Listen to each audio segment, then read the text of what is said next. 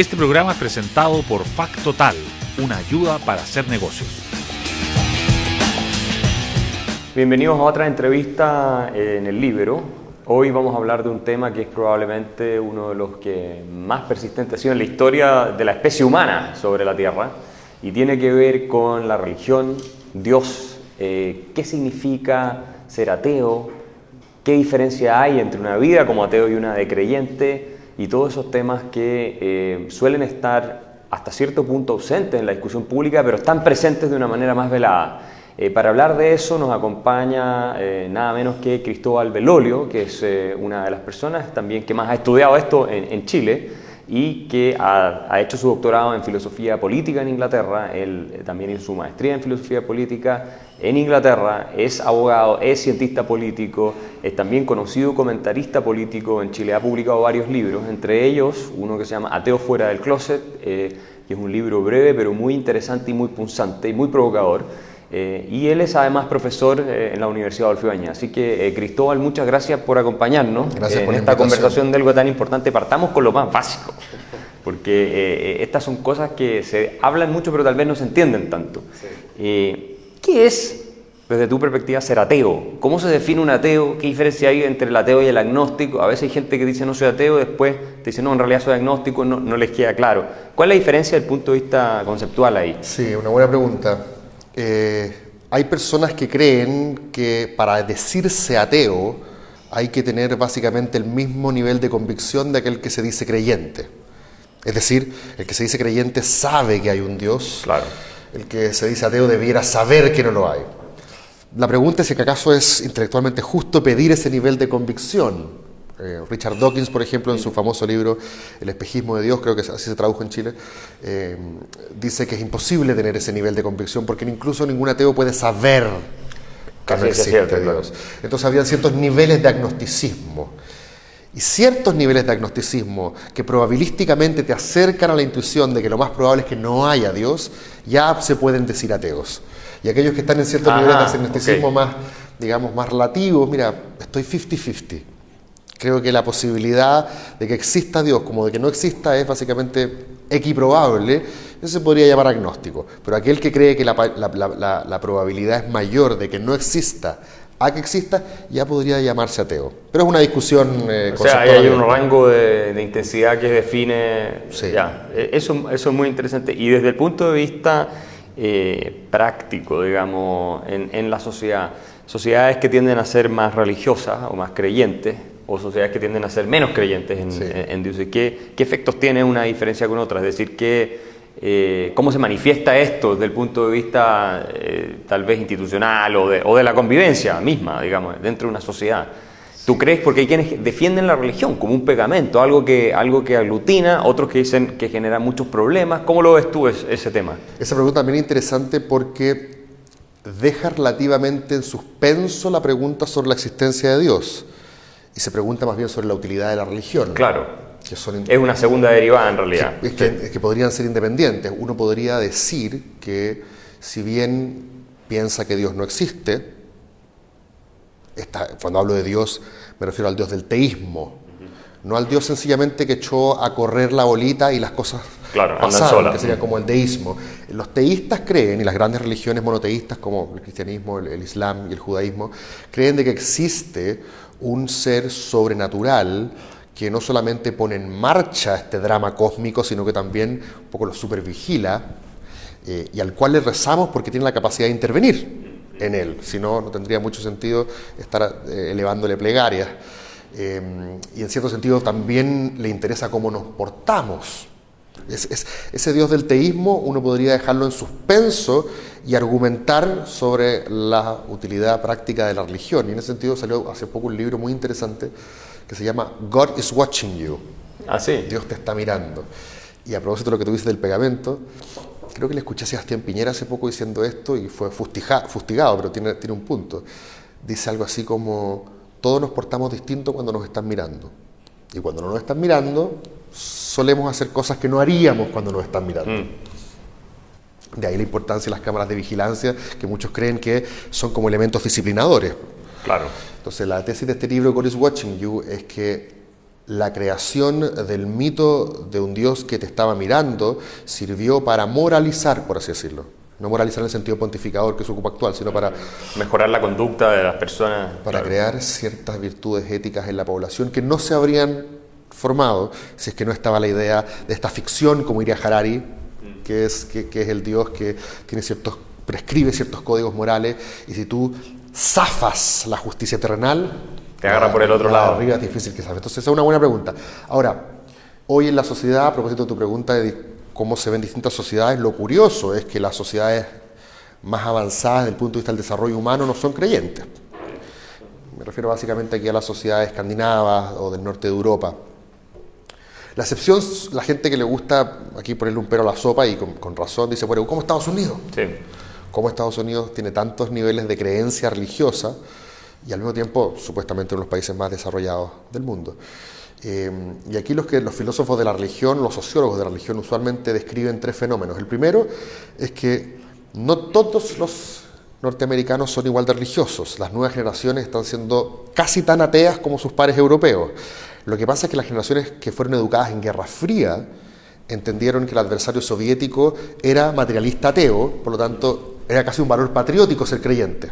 Esa era una de las teorías que se postula. En cambio, sin Guerra Fría ya no habría necesidad de antagonizar tanto ese punto. La segunda razón que dicen algunos, y esto lo podemos discutir, es que generalmente la necesidad de Dios se acentúa en situaciones de vulnerabilidad. Y dicen que los estados de bienestar en los países europeos lograron en cierta manera suplir, o dicho de otra manera, limar ese estado de vulnerabilidad para que fuera el Estado, la sociedad civil u otras instituciones las que fueran capaces de tender redes de apoyo y de soporte que en Estados Unidos no necesariamente existen. Y la tercera es la razón básicamente libertaria, que es que en Estados Unidos la competencia por la fe habría hecho que en todas las esquinas hay una parroquia, una iglesia que en sentido reclama la adhesión, así como la reclama un supermercado, la reclama un canal de televisión, la reclama un partido político, también la reclaman las iglesias. Es decir, la competencia habría avivado el fenómeno religioso entre las distintas confesiones en Estados Unidos. Eso es interesante. Ahora una pregunta un poco más tal vez antropológica. ¿Podemos vivir los seres humanos sin algún tipo de religión? Porque básicamente... ¿Y cuál es tu análisis en este sentido? Porque yo estoy leyendo ahora un libro de John Gray donde él dice, bueno, es probable que estas religiones más tradicionales vayan diluyéndose, no tengan la misma fuerza, ¿no es cierto?, el catolicismo, el protestantismo, pero eventualmente emergen otro tipo de religiones, ¿no?, que pueden ser más bien seculares o que pueden ser no identificadas como tales, un ecologismo radical, un feminismo radical, el marxismo. Schumpeter tiene una famosa reflexión donde él dice que el marxismo era una especie de religión también. Sí, Bertrand Russell decía lo mismo. Claro, entonces, ¿hasta qué punto no reemplazamos una por otra? ¿Y cómo lo ves tú eso? Digamos. Es un tema. Bueno, es que aquí lamentablemente entramos en el campo de las definiciones. ¿Qué entendemos por religión? Claro. Muchas veces por religión entendemos un cierto cuerpo dogmático, una doctrina. De hecho, John Rawls, como tú sabes, en Teoría de la Justicia, después en el liberalismo político, para hablar de la neutralidad o imparcialidad del Estado, él ya no habla de neutralidad frente a las religiones, sino que la neutralidad frente a las doctrinas comprensivas. Y dentro de las doctrinas comprensivas, las religiones son como el ejemplo paradigmático, pero también podrían estar doctrinas políticas o radicales como un ecologismo radical u otras. Perfectamente podrían ser pintadas como doctrinas comprensivas. Hay algunos que creen que el darwinismo es una doctrina comprensiva. Entonces, desde ese punto de vista, efectivamente, las religiones tienen un paralelo secular, en el sentido de esa militancia fervorosa que muchas veces, más allá de la evidencia, se aferra a ciertos axiomas básicos. Y en ese sentido, muchos hablan de religiones seculares y religiones que hacen ciertas... que están vinculadas a lo trascendente. Yo generalmente cuando trato el fenómeno religioso trato de explicar que me refiero al teísmo. Al teísmo propiamente. Al teísmo propiamente, justamente porque estoy consciente de las dificultades que tiene hablar de religiones en general. También yo creo que cuando la religión era básicamente teísmo, antes de que hiciéramos estas distinciones, habían tres grandes, por lo menos lo que yo planteo en el libro, hoy día he cambiado un poco de opinión, pero lo que planteo en el libro Ateo fuera del closet es que habían tres grandes preguntas que la religión siempre fue la mejor en contestar. ¿De dónde venimos? hacia dónde vamos, un poco qué hay después de la vida, y cómo vivir una vida moral, cómo vivir una vida buena. Respecto a la primera pregunta del de dónde venimos, se suele pensar que desde hace más o menos 200, 300 años la ciencia ya tiene una respuesta no solo tan buena, sino que bastante mejor desde el punto de vista de su capacidad explicativa. Que es toda la teoría del Big Bang, y todo ese cuento del origen del universo. Desde Galileo, pasando por Newton, hasta Darwin, básicamente, hay algunos todavía que creen que cada descubrimiento nuevo de la ciencia confirma, dice a gritos, existe diseño. Yo diría que hoy día la gran mayoría de los científicos está más o menos en una posición distinta. Hay algunos que de manera muy diplomática dicen ciencia y religión no se tocan.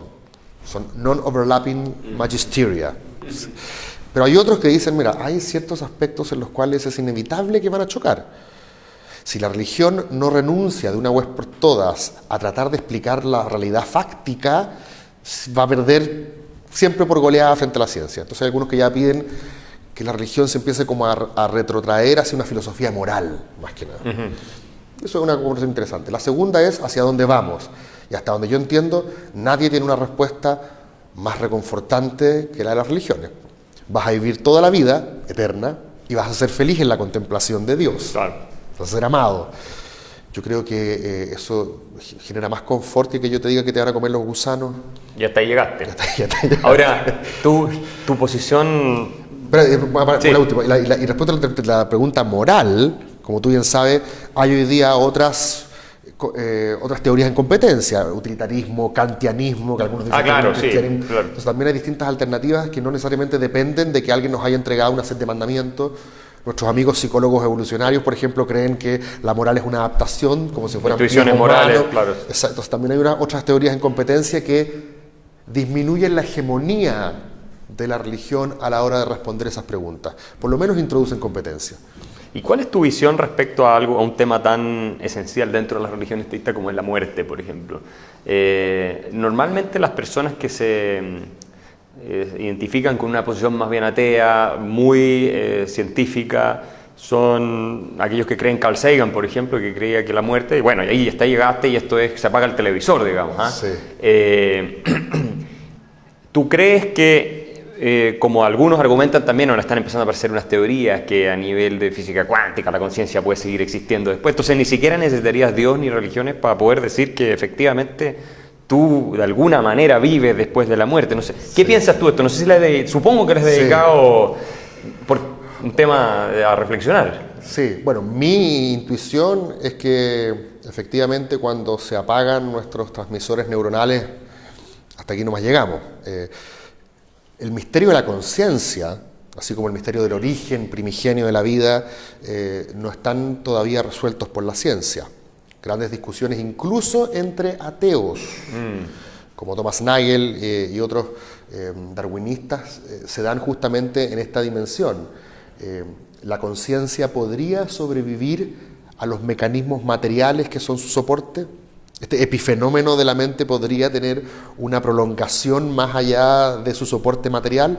Yo, como soy un materialista duro en este sentido, no lo creo, pero estoy abierto. ¿Estás abierto a que sí? sí? Por cierto. Me gustaría creer que no soy tan dogmático. Uno siempre se aferra a ciertos dogmas, a uno le gusta negarlo, pero me gustaría pensar que existe la posibilidad de ser convencido de lo contrario. Bueno, hoy día la psicología evolutiva también ha llegado a la conclusión de que muchas veces rechazamos la data y la evidencia que se nos proporciona porque cuando colisiona con nuestro sistema de creencias es tanto el costo para nuestro sistema de creencias que a veces es mejor rechazar la data. Yo creo que eso le pasa tanto a ateos como a creyentes. Imagínate yo le dijera a alguien hoy día, ¿qué pasa si yo puedo, como en Volver al Futuro, tomar un DeLorean y volver al momento en el cual supuestamente Jesús salió del Santo Sepulcro, el momento en el cual resucitó? Y me doy cuenta que no fue así, que se robaron el cuerpo, que la historia que nos han contado no es cierto. Dicho de otra manera, que la resurrección no fue fácticamente real. Creo que una vez esta pregunta se le hice a Roberto Terretti con Carla Cordo y me decían justamente, como lo dice San Pablo, si es que no existiera la resurrección, la fe cristiana sería en vano. O sea, todo se cae. Yo tengo a pensar que muchos de mis amigos cristianos y católicos, si yo les dijera esto, tomarían dos posiciones. Una, rechazar la data. Decir, no, No creo. No creo la evidencia porque resulta que mi creencia sobrevive en la medida de que yo rechazo esa evidencia. Esa es una posibilidad. Claro. Y la segunda sería reconocer la evidencia y que sobrevive el cristianismo como una filosofía moral, como una set de enseñanzas éticas. Cristo puede sobrevivir como personaje histórico, pero además como un maestro. Claro, espiritual. Espiritual, y en ese sentido los sociólogos, por ejemplo, la gran discusión que muchas veces tengo con ellos es que ellos consideran de que creer que la religión es un set de doctrinas o de creencias respecto de cómo las cosas sucedieron es superficial. La religión en verdad se trata de prácticas comunitarias, de rituales compartidos, de experiencias de vida. Y es una distinción interesante. Philip Kitcher, un filósofo de la ciencia, de la religión y la ciencia, hace justamente esta distinción. Dice, existe el modelo de la creencia y el modelo de la orientación. El modelo de la creencia es esa religión que depende de unas ciertas dogmas y de creer que ciertas cosas ocurrieron de la manera que cuenta tu narrativa, y que si eso se cae, y tú te aferras a esa narrativa. La segunda es el modelo de la orientación, que tú necesitas la religión no porque en verdad creas que la Virgen fue virgen, o que Mahoma ascendió a los cielos en un caballo alado, sí. sino que en verdad te genera un cierto sentido de pertenencia y de significado. Según lo que algunos sostienen a propósito del famoso nuevo ateísmo, Dawkins, Dennett, Harris, Hitchens, es que ellos hacen una crítica correcta al modelo de la doctrina, al modelo de la fe, de la como creencia, tal, claro, de la creencia, pero no tienen una crítica válida respecto a esta dimensión más sociológica, experiencial, sí, de la sí. fe. Y eso me parece que es una crítica válida al nuevo ateísmo. Yo vi una entrevista que le hizo un periodista inglés a Dawkins, creo que en Oxford, y él es muy duro, es muy categórico, habla del caballo de Mahoma que llega al cielo, no sé qué, y dice, y básicamente dice, esto es una estupidez, o sea, esto es como creer en Santa Claus, ¿cómo es posible, casi desesperado, que gente inteligente pueda creer en estas cosas? Y es una pregunta válida, digamos, o sea, cuando tú estás, digamos, no compartes esa fe y tú lo ves y dices, oye, pero ¿cómo puedes creer en esta ficción, fantasía? Es como creer en el viejo Pascuero o creer, no sé, nuestros antepasados hace decenas de miles de años que creían en el dios del volcán y el dios de lo que sea. Pero hay un poco, ahí se percibe un cierto como de desprecio, ¿no? Como de esta línea más dura del ateísmo hacia aquellos que tienen la fe. Entonces, sí, es que interesante porque ahí Dawkins es un poco distinto a Hitchens. Lo que hace Dawkins es justamente decir, la religión parte de ciertas premisas fácticas. Hoy la ciencia ha demostrado que esas premisas fácticas no son correctas. Por ende, si usted es una persona razonable, usted debiese abandonar la religión. Esa es la teoría de Dawkins. Contra Dawkins, algunos sostienen que el problema es que la religión no se trata de premisas fácticas sobre el mundo, sobre cómo funciona, sino que se trata de otra cosa. Y ahí es donde yo decía que yo creo que el nuevo ateísmo tiene un blind spot, por así decirlo, que no está necesariamente respondiendo frente a las carencias que en la inmensidad de la vida se nos producen a los seres humanos. Pero en cambio Hitchens, y en ese sentido, no digo que Dawkins no tenga esta teoría, pero Hitchens era un antiteísta, más que un ateo. Era un antiteísta en el sentido que él sentía que los valores morales que promovía el Dios del cristianismo eran inmorales. Entonces Hitchens es el típico que te agarra la Biblia y te dice, bueno, lo hacía, está muerto, pero y decía, bueno, este es tu guía moral, este tipo que favorece los matrimonios con niñas de 12 años, que alimenta la violación, la homofobia, este es tu líder moral. Y eso es una crítica distinta, que tiene que ver ya con el contenido de la homilía, por así decirlo, de la prédica moral, y que parece que también es interesante. Ahora, con respecto a lo que está pasando eso y la crítica a la iglesia hoy, yo también creo que es posible distinguir, al menos intelectualmente, entre lo que es una crisis institucional y lo que es una crisis de fe. La crisis institucional es la que embarra a los portavoces de la institución. Y para muchos es fundamental, por supuesto. Para los jesuitas, por ejemplo, la dimensión del testimonio es esencial.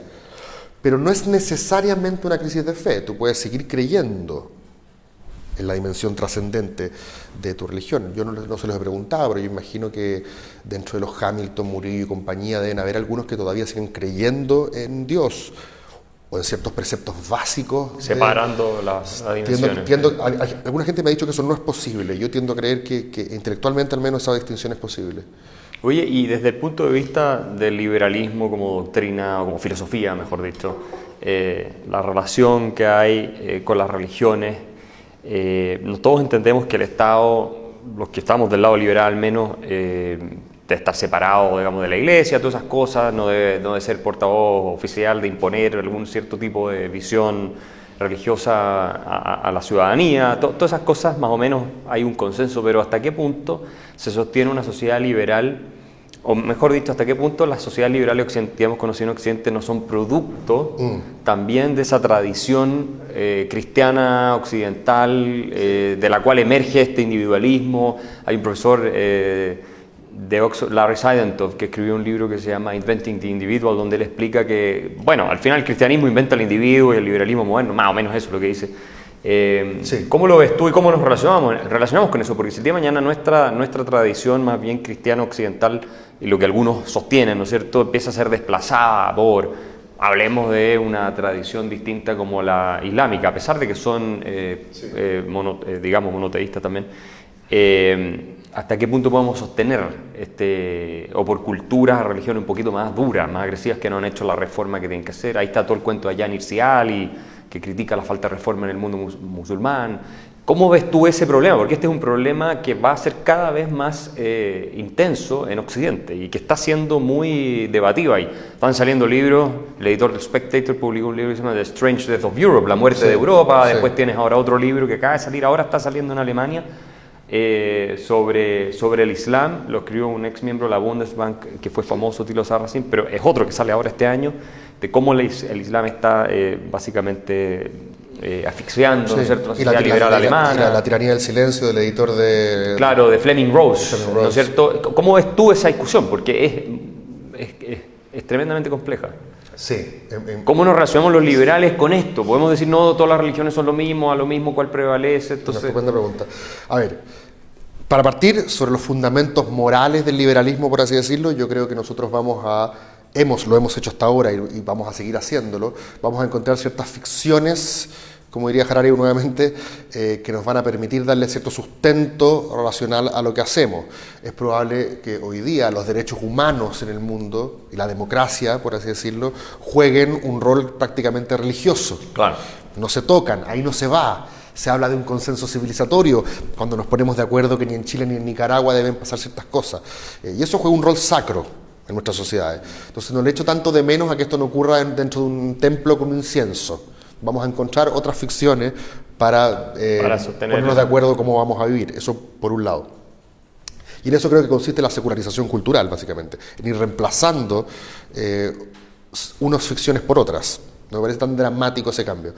Respecto a la relación del liberalismo con la religión, hay muchos que creen, como tú sabes, que el liberalismo parte con la reforma protestante, y la idea de un poder político que ya no es capaz de adjudicar quién tiene la razón, y en este baño de sangre dice, ¿sabes qué más? Todas valen. Tolerancia. El principio de tolerancia religioso, que finalmente es como el primer impulso espiritual del liberalismo, es justamente para lidiar con el hecho de que la gente en su foro interno creía cosas distintas respecto de Dios. Y hay un segundo momento liberal, que es la Ilustración, en el cual nos ponemos un poquito más racionalistas y ya queremos expulsar aquellas cosas que parecen supersticiosas o poco sofisticadas desde el punto de vista intelectual, y ese pareciera ser un liberalismo más hostil contra la religión. Entonces el primero parece más tolerante, dice ya, todas jueguen, el príncipe no va a decidir una y ustedes todos van a estar obligados a seguirla. Y la segunda, la Ilustración, es un poco más, mira, aquí nosotros también tenemos un rol de educador para extirpar a la religión de la arena pública. Y esas dos tensiones, esas dos tradiciones, yo creo que siguen en tensión hasta el día de hoy. Hoy, para hacerla corta, el estado del arte, por así decirlo, en cuál es la vinculación entre lo que conocemos como liberalismo, más bien político, y religiosidad, o como algunos llaman, Estado-Iglesia. En esa relación, las teorías predominantes, hasta donde yo entiendo, en los 80, 90, la teoría era que para separar Estado e Iglesia, lo que tenía que hacer el Estado era básicamente encarnar 3 principios. El primero le llamaban el principio libertario, que es cada persona puede creer lo que estime conveniente. Eso parece evidente, ¿no? Libertad de culto, libertad religiosa. Segundo principio, el principio igualitario. El Estado va a tratar a todas las confesiones religiosas de la misma manera. Es decir, no va a elegir unas perjudicando a otras. No va a decir solamente pueden ser ministro interior los que sean católicos y no van a poder ser ministro interior los judíos. Eso descartado. Y tercero, el principio de neutralidad. El Estado no va a hacer diferencia entre la religiosidad y la no religiosidad. No puede decir sí, voy a financiar a los colegios mormones, pero no a los veganos, por ejemplo. Ese era como se consideraba que un Estado que era capaz de abrazar esos 3 principios ya se podría considerar institucionalmente separado de la Iglesia. Hoy, en cambio, la teoría, por ejemplo, de Cecil Laborde, que acá escribe un libro que yo creo que va a marcar un punto importante en esta discusión, que se llama Liberalism Religion, la religión del liberalismo, no hablando del liberalismo como religión, sino hablando de cómo la teoría política liberal entiende y debería entender al liberalismo, o dicho de otra manera, cuánta religión puede haber para que un Estado se siga llamando liberal, en el entendido de que todos los liberalismos tienen que ser mínimamente seculares. Entonces ella se pregunta, bueno, ¿cuál es el problema de la religión? ¿Qué es lo que les molesta tanto a los liberales de la religión? Y lo que ella hace es identificar ciertos aspectos de la religión que son problemáticos para el liberalismo, pero no porque sean religiosos, sino porque son problemáticos en sí mismos. Entonces, por ejemplo, si yo mañana voy al Parlamento y digo que no quiero que haya matrimonio igualitario porque lo dice Levítico 18:22, la razón que yo estoy ofreciendo a mis conciudadanos es inaccesible epistémicamente para ellos. Ahora, tan inaccesible como si yo llego diciendo, lo soñé anoche. Claro. O me lo dijeron las cartas. Entonces ella dice, el problema ahí de la religión es su inaccesibilidad. Y esa inaccesibilidad la comparte con otras expresiones seculares. Entonces no es la religión el problema, es la inaccesibilidad. Segundo punto, por ejemplo, hay países en los cuales la religión es un elemento divisivo. Piensa en Irlanda, piensa en todos los países en los cuales... Los Balcanes han tenido... Exactamente. dramas, ¿no? Entonces, en los países en los cuales estados que se ponen la camiseta de una religión inevitablemente envían un mensaje a los otros de que son ciudadanos de segunda clase. Pero tampoco se lo hace solamente la religión, también lo hace la raza, por ejemplo, o lo hace en otras expresiones políticas, culturales. Entonces hay el elemento problemático, no es la religión, es el potencial divisivo de la religión que comparte con otras expresiones seculares, y así sucesivamente. Es decir, no es la religión necesariamente el problema, sí, claro. Son ciertos elementos del discurso religioso que son compartidos por otras expresiones seculares, las problemáticas para el liberalismo. Y desde ese punto de vista su conclusión es que un Estado liberal puede darle espacio a ciertas expresiones de la religiosidad en la medida de que no incurra en estos problemas, en la inaccesibilidad, en la divisibilidad, pero el resto es cancha.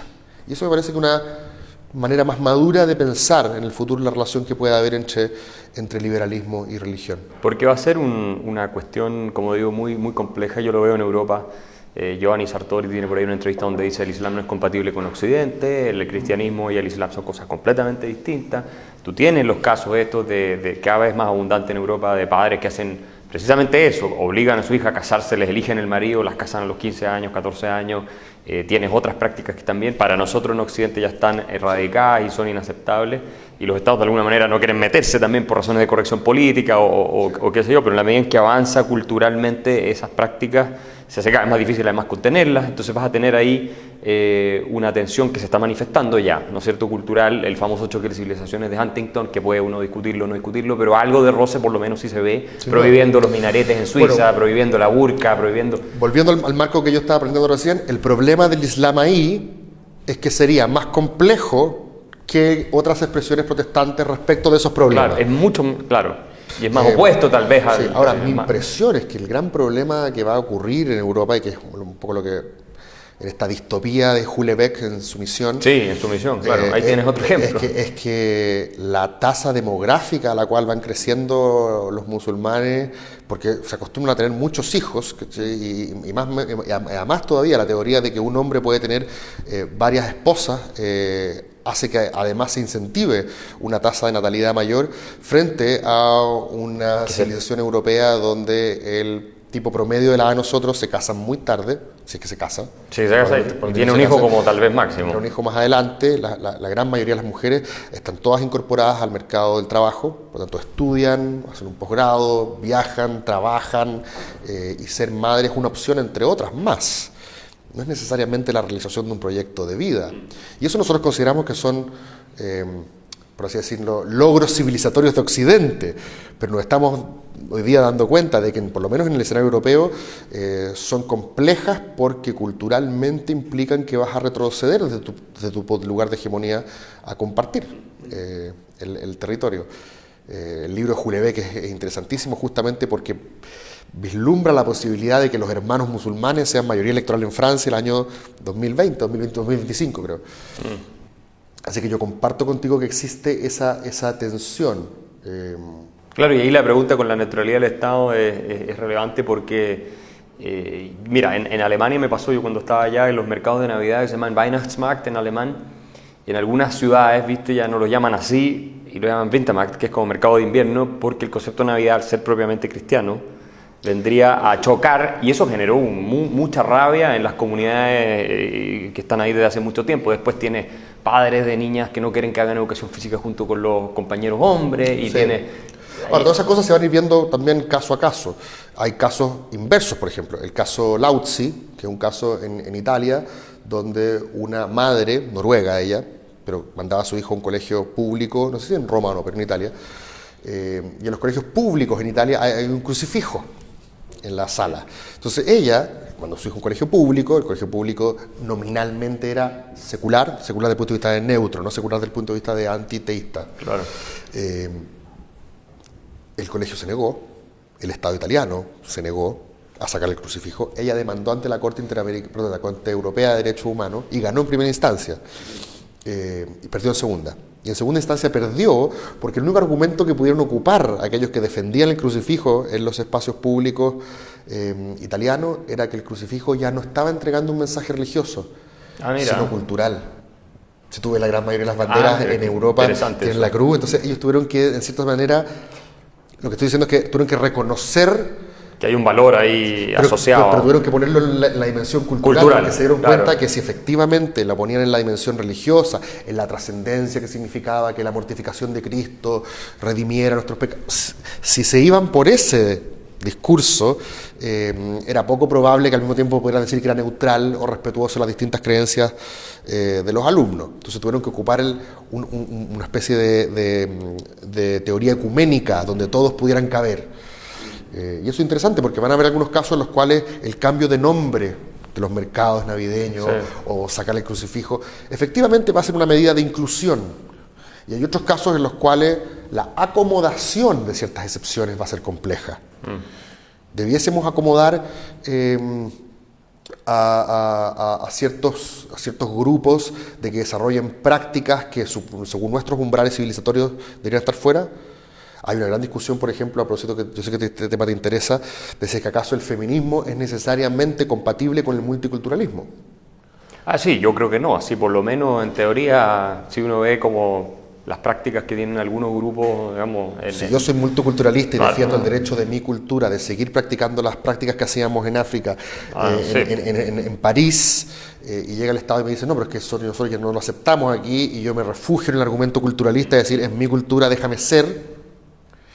Pero al mismo tiempo también seguramente vas a encontrar casos inversos, lo hemos conversado de hecho, y Álvaro Fischer, por ejemplo, lo entrevistaron en el Clinic y le preguntaron si creía que los padres creacionistas tienen el derecho de que a su hijo le enseñen creacionismo, y Álvaro Fischer cree que sí, o sea, ahí su libertarianismo le gana y dice sí, porque yo creo que los papás ahí tienen derecho. Bueno, bajo otra, volviendo al marco anterior, que te podría decir, no, pues todos los niños deberían tener derecho a aprender que Darwin tenía razón, por ejemplo. Vas a encontrarte con tensiones en todo el espectro en materia educacional respecto a este tema, y en algunos nuestra intuición va a ser acomodar, hacer excepciones, el lenguaje de las excepciones como el lenguaje a través del cual acomodamos, y a ver otros con los cuales vamos a decir que no. Hasta aquí nomás llegamos, el límite. En Inglaterra, ahora hace poco, se descubrió un colegio judío ortodoxo en el norte de Londres que a final de año eliminaba de lo que podría ser la PSU británica, eliminaba las preguntas relativas a teoría de la evolución y reproducción sexual. Porque seguramente en clase a estos niños ortodoxos judíos les enseñaban que no sé cómo llegaban las guaguas al mundo y no sé cómo llega la especie humana, pero bueno, el asunto es que la primera pulsión del gobierno fue decir, sí, pues, hay que acomodar las distintas creencias. Y después se echaron para atrás y dijeron, no, ¿sabéis qué? Todos los niños tienen derecho a un estándar básico donde tengan que aprender teoría de la evolución y reproducción sexual. Y que elijan después, por último, y lo que quieren después creer. se verá, pero nosotros tenemos que entregar un poco los mínimos.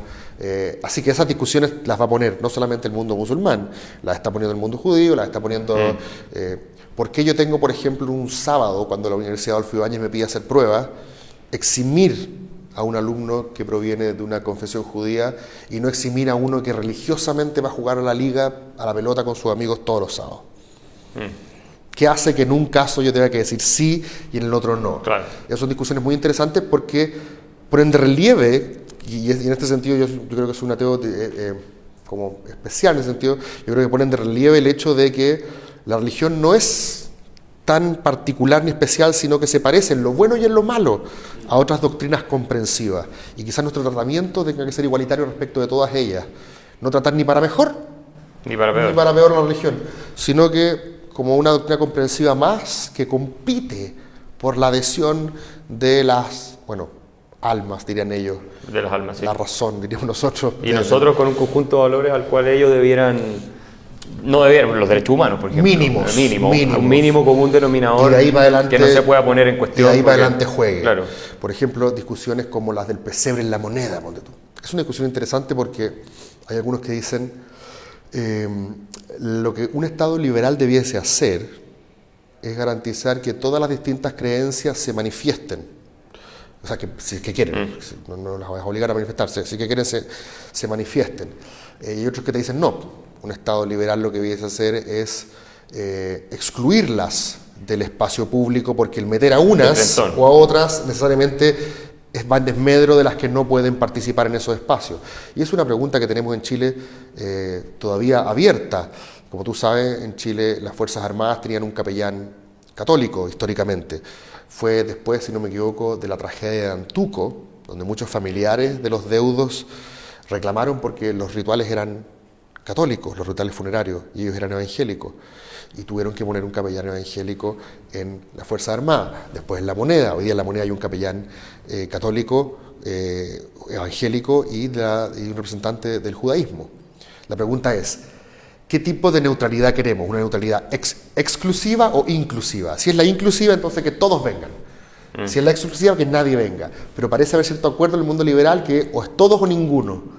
Pero no podemos privilegiar a uno solo. No, y hasta qué punto es practicable, porque de repente vas a tener una variabilidad tan gigante que no vas a poder...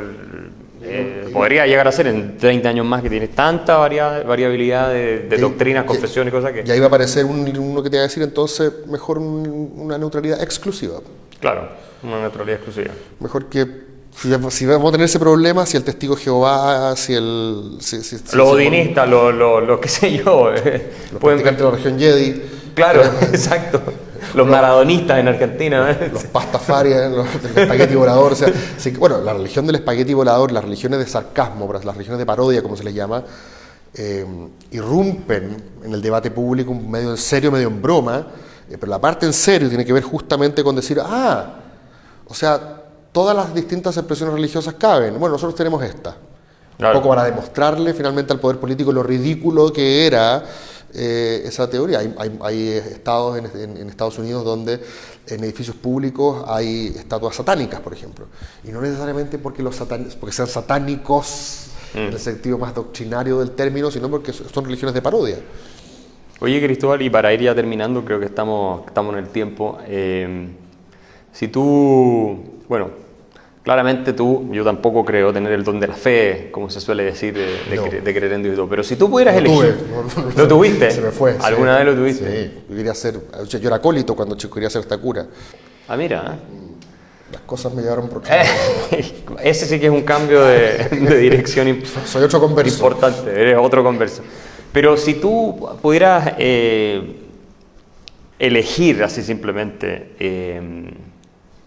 tener tener ese don de la fe. Si pudieras decir, me habría gustado en la vida tenerlo o no tenerlo. O sea, no sé si entiendes la dirección de mi pregunta. Es, ¿tú crees que se vive mejor teniendo ese don de la fe, o que tú vivirías mejor, o que en general los seres humanos vivimos mejor, o no? Digamos, hay gente que tal vez se martiriza mucho por tener ese don de la fe demasiado arraigado y vive una vida mucho menos libre, mucho menos espontánea, vive una cosa más amarrada, más rígida. Pero yo me he hecho muchas veces esa pregunta y mucha gente se hace la pregunta, digamos. Sí. ¿Qué agradable sería creer en algo más allá? O no, más que agradable, que tranquilizador sería creer en algo más allá. Es decir, en el fondo los ateos, ¿no será que en el fondo también les gustaría poder creer? Bueno, tú sabes que yo siempre aquí trato, como dice Smith, de jugar al espectador imparcial, así que primero te voy a presentar las opciones. Y después... Dale. Hay algunos, como el premio Nobel de Física, Steven Weinberg, que dice que algo se perdió en él mismo cuando se dio cuenta que no había nada arriba. Y que él sencillamente no lo puede reemplazar con admirar la naturaleza o el cosmos. Porque ahí está la segunda posibilidad, la de Sagan, la de Dawkins, que en cierto sentido han reemplazado la figura de Dios por la admiración a la maravilla de la naturaleza.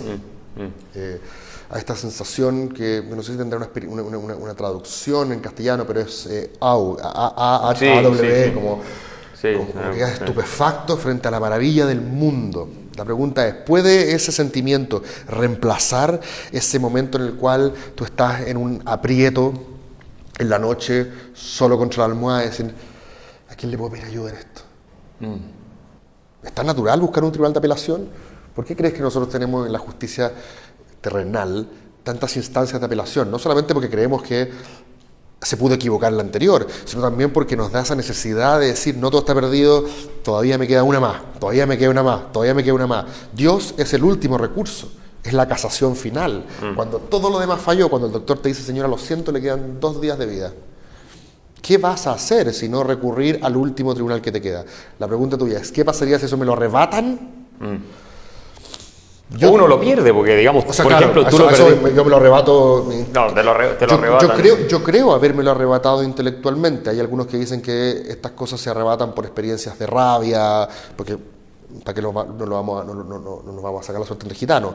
Muchos ateos tienen experiencias en las cuales no han sido lecturas los que los han llevado al ateísmo, sino que es una sensación también de resentimiento respecto de lo que pasó cuando eran chicos.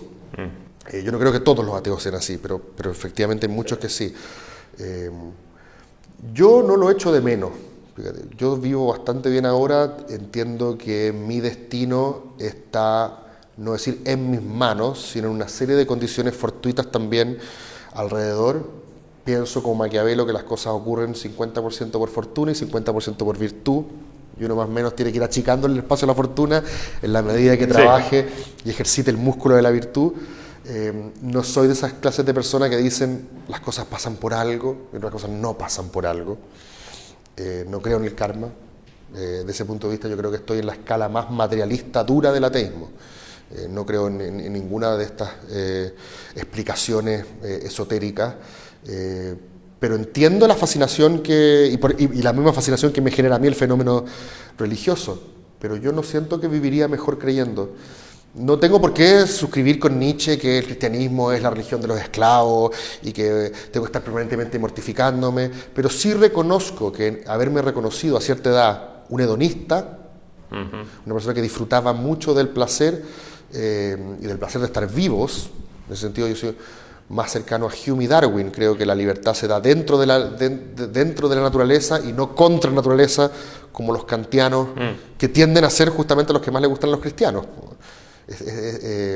Yo, como tengo esa cuestión más hedonista, tiendo a creer que hoy, si viviera bajo un esquema moral, no autónomo, sino heterónomo, que alguien me lo da, me sentiría un poquito constreñido, aunque eso me significara, el día de tener un problema, buscar un tribunal de apelación. Pero como sé que en el fondo le estoy hablando al vacío, yo creo que a esta altura intelectualmente no hay caso. Bueno, Hayek fue ateo prácticamente toda su vida, Sí. ves tú, y murió confesando que empezaba a creer en Dios.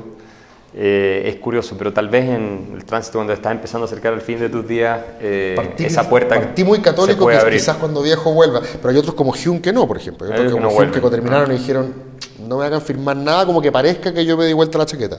Bueno, eso es algo que el futuro va a determinar en el caso nuestro. Lo veremos. Pero Cristóbal, muchas gracias, muy interesante la conversación. Muchas gracias Estoy a seguro ustedes. que a nuestros espectadores les va a encantar y espero verte en una próxima sobre este u Encantado. otros temas de interés. Encantado, muchas gracias a ustedes. Gracias, Cristóbal. Este programa es presentado por Factotal, una ayuda para hacer negocios.